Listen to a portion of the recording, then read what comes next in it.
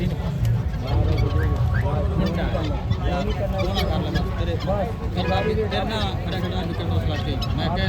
है चोकोर, चोकोर मच्छी। इसके मीट और अंडे खाए जाते हैं क्या?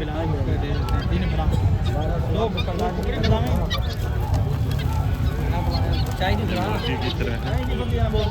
इसके अंडे और मीट के पर्पज से इसको पाला जाता है। आज के गन्ने के मेले में आए हैं।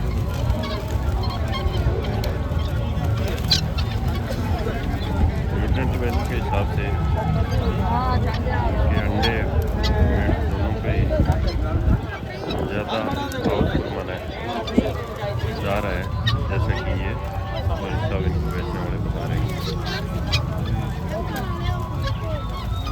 चोको